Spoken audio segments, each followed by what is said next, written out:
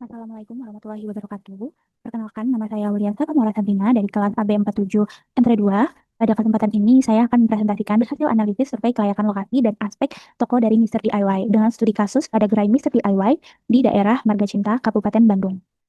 Survei ini saya lakukan secara langsung sebagai bagian dari tugas mata kuliah saluran bisnis dan retail.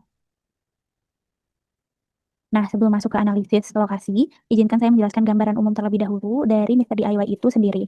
Nah, Mister DIY ini merupakan perusahaan retail perlengkapan rumah tangga terbesar di Asia Tenggara yang berasal dari Malaysia dan pertama kali dibuka pada tahun 2005 dengan konsep utamanya adalah always low price yang menyediakan berbagai kebutuhan dengan harga yang terjangkau. Dari hasil kunjungan langsung ke gerai Marga Cinta tersebut, saya mengamati 4 aspek utama toko. Yang pertama, kelengkapan produk, di mana Mister DIY ini menyajikan kategori yang sangat lengkap dalam satu tempat, mulai dari perlengkapan rumah tangga, alat tulis, hingga aksesoris otomotif. Strategi ini disebut juga one-stop shopping yang menjadi nilai jual utama yang membedakannya dari toko lain.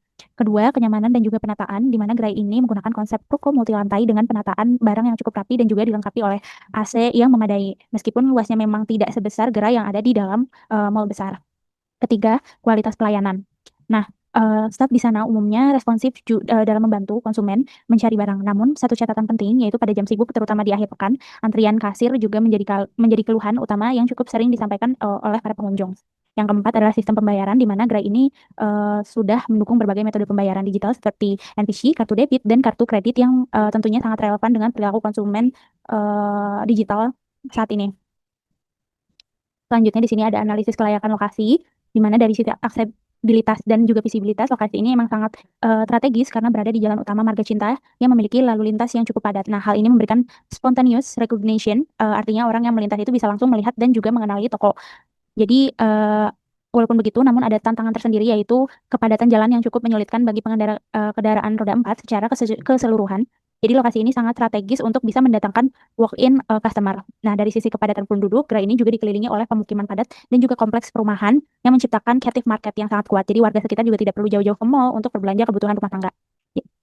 Terus ada satu kelemahan lokasi yang cukup signifikan yaitu fasilitas parkir. Nah, area parkir ini yang berada di depan ruko itu sangat terbatas, terutama untuk kendaraan roda 4. Pada jam-jam ramai, kendaraan bahkan meluap ke pinggir jalan utama, di mana ini berpotensi menurunkan frekuensi kunjungan pelanggan, sehingga perlu adanya solusi parkir tambahan ke depannya.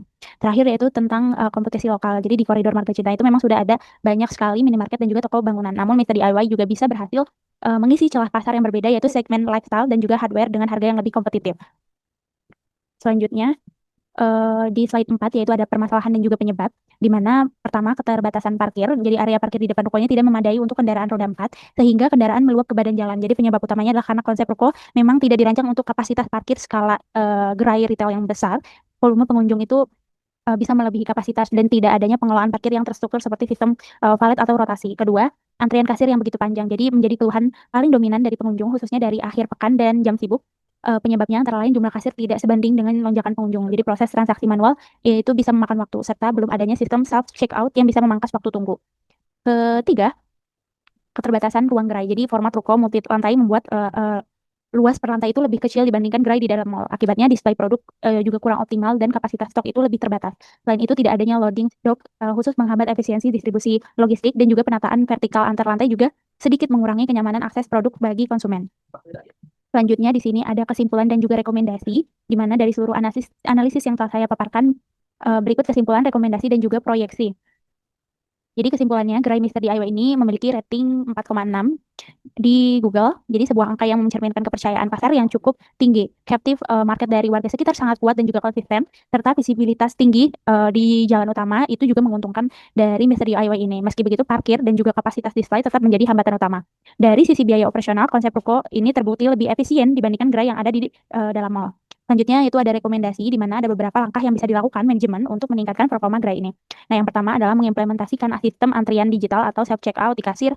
Kedua, menegosiasikan lahan parkir tambahan di sekitar lokasi. Ketiga, mengoptimalkan manajemen stok dan juga rotasi display untuk format multi lantai. Keempat, bisa memperkuat program loyalitas berbasis aplikasi digital. Dan kelima, yaitu mempertimbangkan loading dock mini untuk efisiensi logistik. Lanjut yang ketiga yaitu ada proyeksi ke depan. Jadi jika permasalahan antrean kasir dapat diselesaikan, kepuasan pelanggan juga akan meningkat signifikan. Jadi penambahan fasilitas parkir diproyeksikan dapat meningkatkan repeat visit hingga 20% atau lebih. Nah, model ruko seperti ini juga sangat replikatif dan juga berpotensi dikembangkan di kawasan lainnya, terutama jika didukung oleh digitalisasi operasional yang lebih matang. Selanjutnya yaitu penutup. Berikut ini adalah dokumentasi foto yang saya ambil langsung saat kunjungan survei ke Gerai Misteri DIY. Nah, foto-foto ini menggambarkan kondisi nyata toko, mulai dari suasana parkir, lorong produk, hingga kepadatan pengunjung. Demikian presentasi dari saya. Terima kasih atas perhatiannya. Saya juga siap menerima pertanyaan atau masukan dari Bapak dan teman-teman semuanya. Wassalamualaikum warahmatullahi wabarakatuh.